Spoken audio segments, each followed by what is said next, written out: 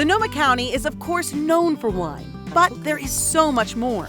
At Jack London State Historic Park, you'll find miles and miles of hiking in the redwoods on the same property the legendary American writer called home. After an enchanting hike, I enjoyed a stunning picnic with local foods and, of course, some delicious Sonoma wine, just feet from where Mr. London lived. And with my appetite for food fully handled, I had to satisfy my appetite for the story behind this magical place. Okay, I am here with Matt Leffert, the Executive Director of the Jack London State Historic Park.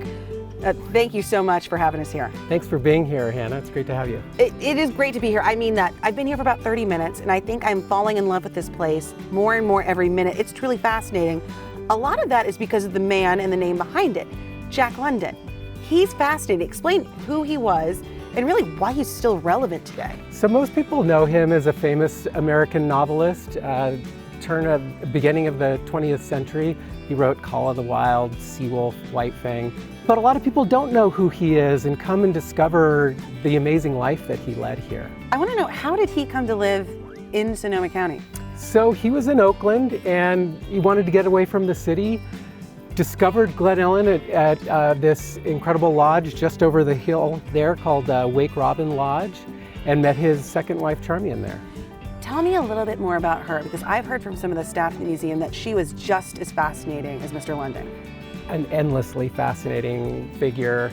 We tell her story at the museum, we tell Jack's story. There's so much really to learn about here, but you're right, Charmian's story, I think a lot of people are starting to discover. Okay, let's take a look at this space. There's this beautiful garden. I mean, This is such an expansive park. What is it that Jack did here on the day-to-day? So Jack was a prolific writer. 1,000 words a day, woke up every morning, early morning, dark morning, wrote 1,000 words. He published 51 books by the time he was 40. So you asked me what he was doing here. He actually considered himself more of a farmer and a rancher. He wrote to support this place. He was one of the first organic, biodynamic farmers. He was really experimenting here. Okay, so let's talk about the outdoors. Yep. You talk about loving that outdoors. He was farming. How can folks enjoy the outdoors in this place? So of course there's the incredible history that we've been talking about, right?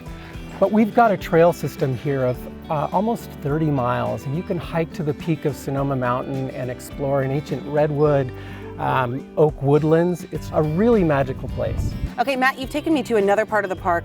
Where are we, and how does this really speak to the idea of community? Right, we are in the winery ruins. This is a pretty special place. It burned down, but it has now turned into one of the most incredible venues you can find in the country. Jack and Charmian love to entertain. We have kept that tradition alive today. About 10 years ago, we partnered with Transcendence Theater Company, and we put on Broadway shows here called Broadway Under the Stars, and it's a pretty incredible experience. Okay, I'm just imagining these theater nights. I've got to come out. But overall, what would you tell people about how special this park is? What's the one thing that they need to know?